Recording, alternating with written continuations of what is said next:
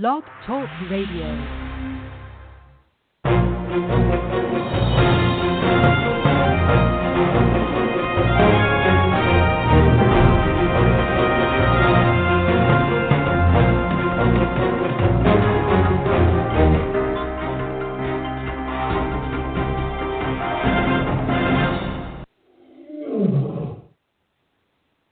And welcome to another edition of Carnivore Podcast.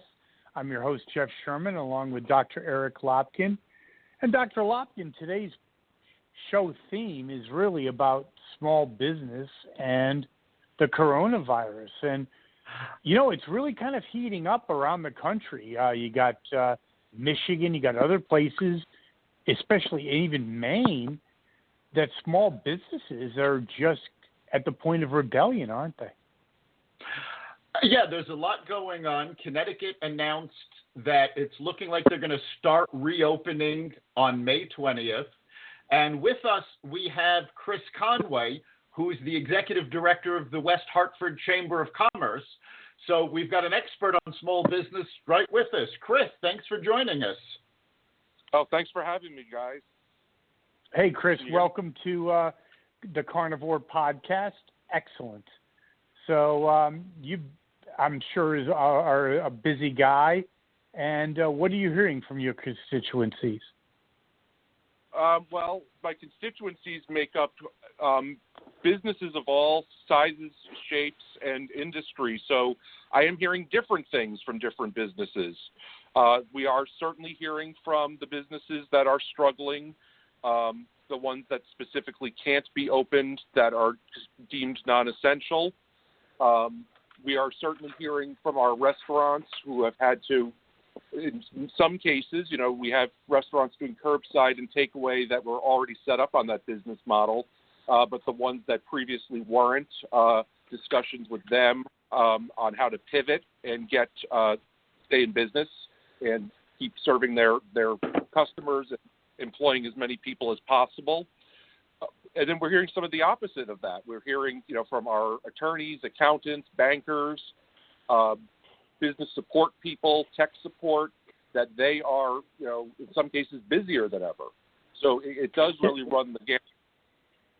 Interesting, because you talk about restaurants, and again, just as a neutral observer, I would say that has the highest potential for long-term consequences. There will be some that will survive.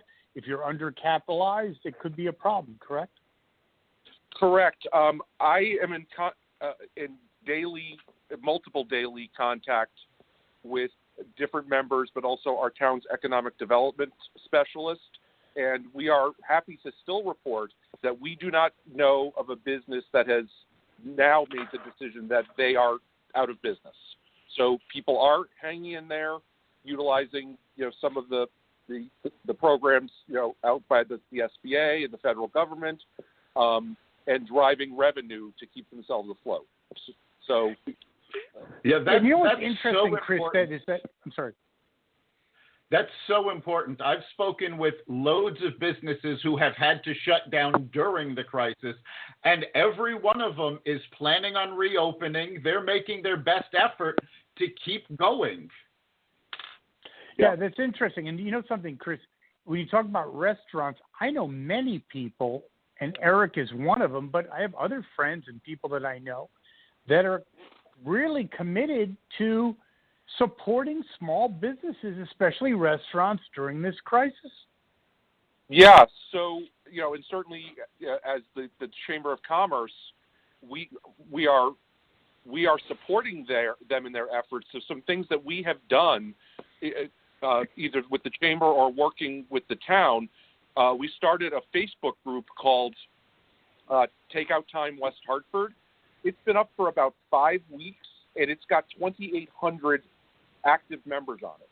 And the restaurants are utilizing it to promote their menus and service options, but more importantly, the general public is sharing photos of their deliveries and what they're enjoying, or people will put a question out, you know, hey, who's doing curbside sushi?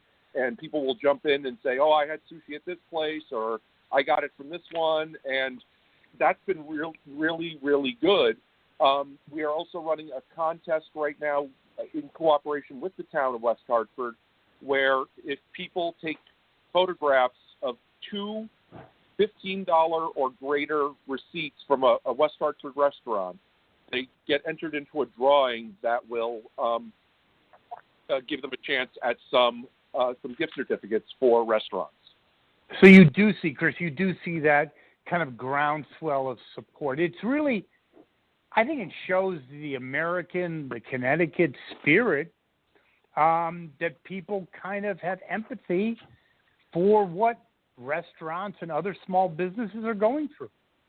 Yeah, I would agree with that.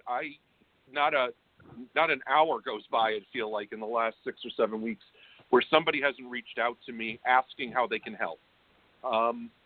And that is great. And we've even seen some of our businesses pivot.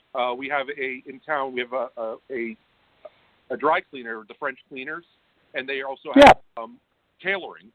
And they are still in business, so they're still doing their normal business, but since so many people are not going, to work and don't need their suits pressed and their shirts done and their blouses done, they've redeployed their workforce to make surgical masks. Wow. That's really important to know for people around the central Connecticut area, because masks are tough to find. Yeah. And we're hearing, similar type stories of people utilizing their talents in other ways to serve, but to also help their business stay afloat and keep their people working.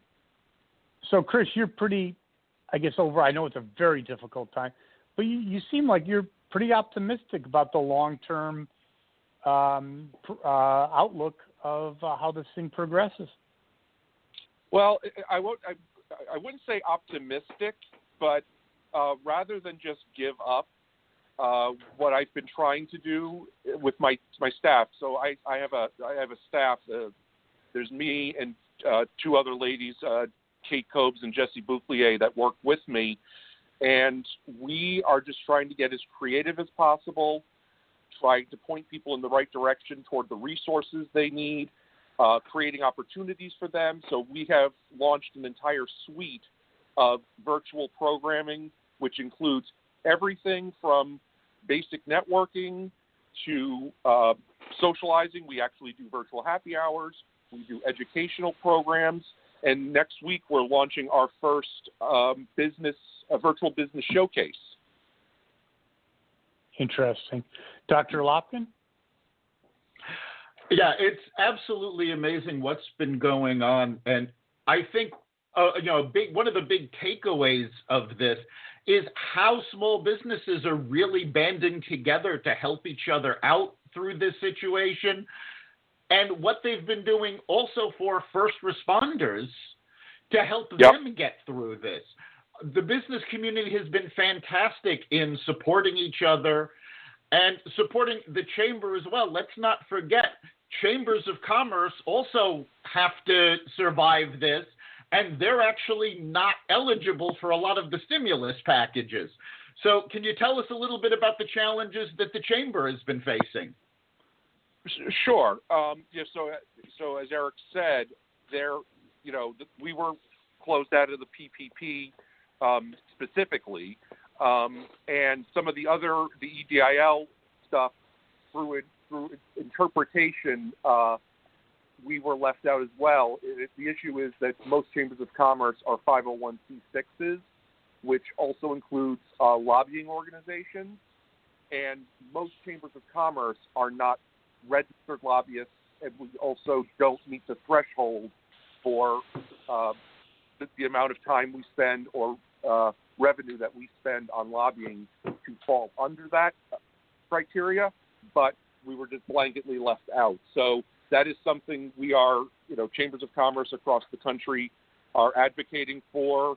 We are working, at least in Connecticut, with CBIA's help. The chambers are working very closely with our Washington delegation to try to get some language in the next stimulus package that would help those non-lobbying 501c6s, which would include chambers of commerce and business associations, people like that. Fantastic. And Eric, maybe you can throw out the number for some of our listeners if they would like to call in. Yes, if you'd like to be part of the conversation, you can call in at 563-999-3693. That's 563-999-3693. We'd love to hear from you, find out a little bit about what you guys have been doing during this crisis, and take any of your questions. Interesting. So, Chris, when you look at, how this is all going to, potentially play out, isn't it all about how quickly or not quickly this whole crisis kind of comes to an end or starts abating? Yeah, I mean, I think that is a major factor. The speed with which recovery can happen. To me, and maybe you can comment on that, I think one of the biggest fears I have is a resurgence in the fall or early winter. Yeah, and I think that's a legitimate concern based on what I've heard, and I'm certainly not a scientist, but that is a concern. But the other piece of this is what is the new normal? People keep using that phrase, and let's go back to the restaurants because it's a very easy thing for people to identify with. They have a 1,200 square foot restaurant that had seating capacity for 50. Under the new guidelines, is the capacity of that restaurant going to get reduced to 25? And what implications does that have on revenue? Now, the flip side of that is even restaurants that were traditionally sit down and didn't really do a big takeout and curbside business may be able to supplement some of that through keeping those programs running in their restaurants. But there's other things that are going to be an issue. Movie theaters. That's a tricky one. You can't put seats six feet apart. I think movie theaters are going to be pretty tough. I like your idea of the hybrid model for restaurants. Movie theaters, I know a friend of mine is actually a roofer, worked on a, not in obviously the West Hartford area, but worked in a drive-in, one of the few that are remaining. That might have a resurgence, but I think a movie theater is going to be a little tough. Yeah, and I've heard the same thing about the resurgence of the drive-ins. I live in Southington, and we have one, which is usually showing 40-year-old movies and exactly. whatnot. But we may see Wonder Woman 1984 at the drive-in come pretty soon. Nice. All right, we've got to take a break for our sponsors, so hang on. We'll be right back. Hi, Chuck. Elmo wants to know, what is the census? The census is a special time when we count every single person in the country. Do kids and babies count, too? Of course. Counting everyone in your home helps support your neighborhood by funding schools, hospitals, and more. So complete the census by calling, going online, or returning your form by mail. It's totally private. Visit 2020census.gov and make your family count. Brought to you by Carnegie Corporation of New York and the Ad Council. And we're back, and if you want to be part of the conversation, you can call us at 563-999-3693. That's 563-999-3693. Chris, I have a question that's not on the financial or so-called business side. How about the emotional toll? I mean, many small businesses work on very thin margins, especially restaurants, and, it's maybe a family business or someone that might be in mid-career and decided to open up a taco stand or a Chinese restaurant or what have you. And, I mean, emotionally, that's tough. They might have everything invested in it. Yeah, and I've certainly had some conversations with some business owners who are legitimately concerned about their long-term future. And I do have those on a regular basis, but I have to tell you, we're 7 weeks into this now. I am pleasantly surprised at how positive people, at least the ones I'm speaking to, are being. And we have a business in town that they were open less than a month into this. And, they've been out of business longer than they were in business at this point. And, there's certainly concerns, and I'm certainly trying to guide them through different things and hooking them up with people, at our town. But their attitude is positive. They're thinking about what they can do right now.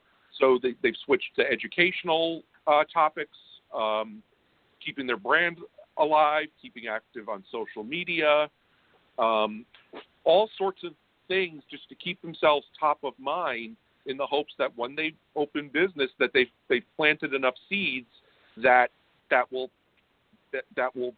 make it up.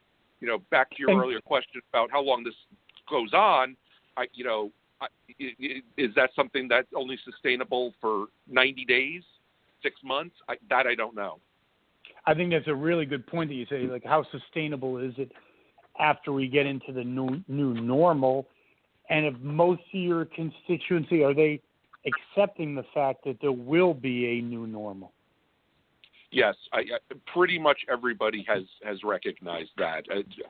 I can't think of anybody who specifically has said to me that it's going to be business as usual. Because even if you're able to operate normally, you still have to deal with public opinion. And, there's still, this is, again, not scientific, there's 80-90% of people right now that even if things open up, they're still going to be reluctant to be in those spaces.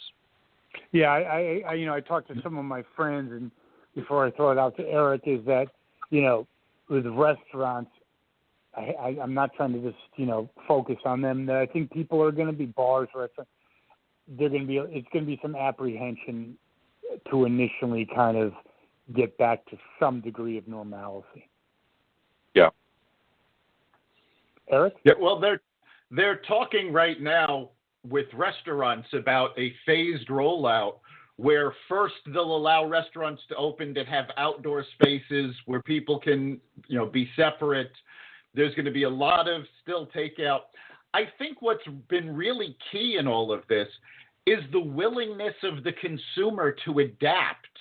I mean, people that used to do things face-to-face adapted really quickly to video conferencing and Zoom. Consumers who liked to go out to restaurants adapted very quickly to takeout and curbside delivery. So the willingness for people to adapt to the situation, I think, is a big plus in keeping small businesses going. Eric, I think that is an amazing point. And Chris, you probably, I want you to comment on that. Is it shows you the ability, the American spirit, whatever you want, of people being able to adapt. I mean, this is something that didn't happen over 4, 5, 3 years. It's all of a sudden sprung up, and people, I got to say, I give the American public, Connecticut, an A plus for the ability to adapt on the quick fly. Yes, I would certainly agree with that. And, like I said, we've got these various Facebook groups. The Takeout Time, we have another one called Curbside Commerce, which is for the non-restaurants.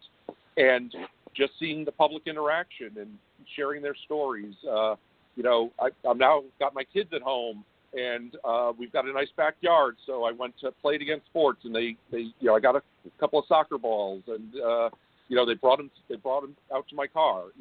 I'm seeing those stories. But again, I don't know that business model in and of itself is going to be sustainable, but I do think it's something that could be embraced as complementary to business in your store. Mm-hmm. Do you think it was really important, somewhat of a rhetorical question, I think even if a company, if they had the ability, I think it's still important to open up, to stay in business, to keep that faith in front of the people. I think that was key. Do you agree with that? I do. I think certain people just simply the nature of their business doesn't allow for that. I think of the people that are in I call them the people that are in the business of touching people. So the hairdressers, the massage therapists, those, even the dentists and, certain doctors, those are the ones that I think, closed can be a nebulous term. Okay, you're not accepting clients right now, but you're still visible, you're still active, you're still providing value, you're still providing guidance, et cetera. Yeah, and that's something that the virtual events that the Chamber has been doing is very, very useful for, because it's allowed these people to keep in contact with their fellow business people, with the public through social media, and remind that, yes, we may not be seeing clients right now, but we're still here and we still plan on reopening. And I think the Chamber has done a fantastic job helping those folks stay visible, even though they've had to shut down and they can't be touching people.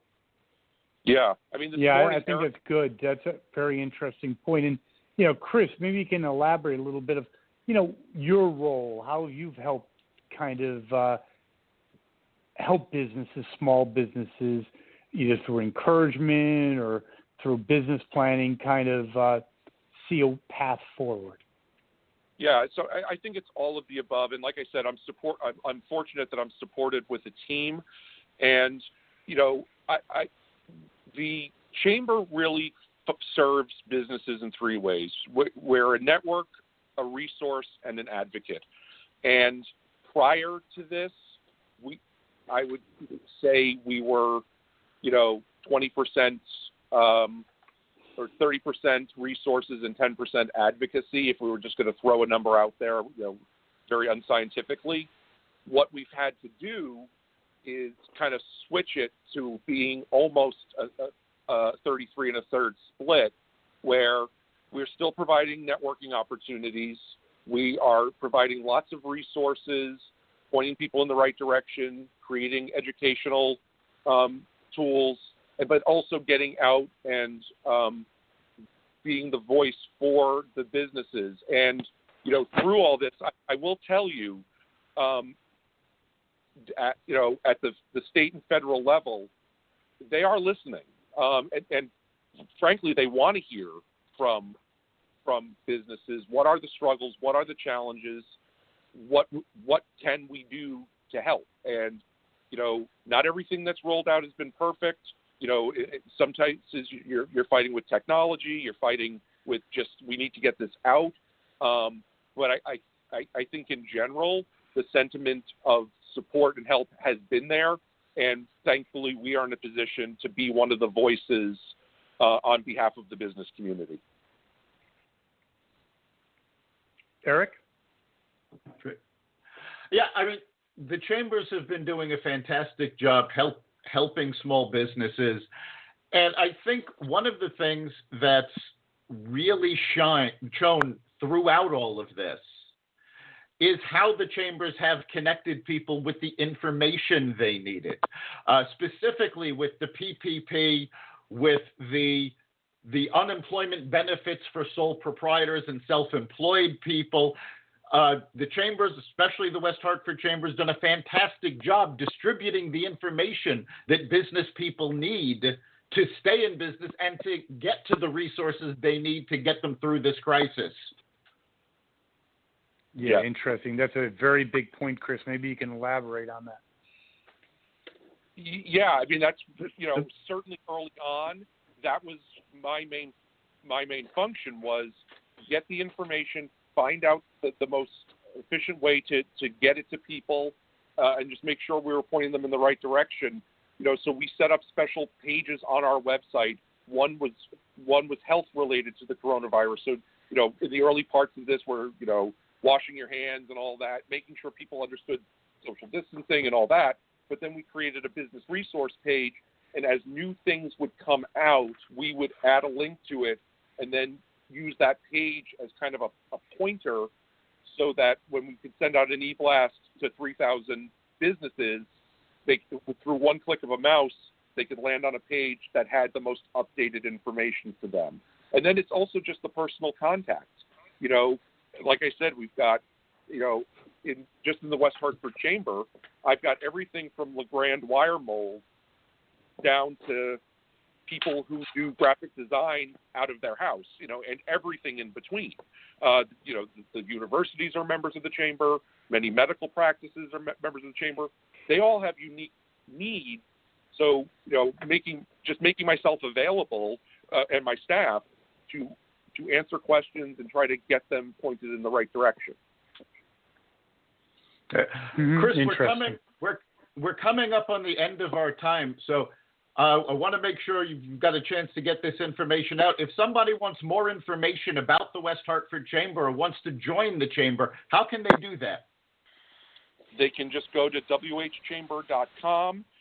They can email me directly. My email address is cconway@whchamber.com, or give me a call at 860-810-5663. And I will just want to end on the note that through all of this, we continue to grow membership.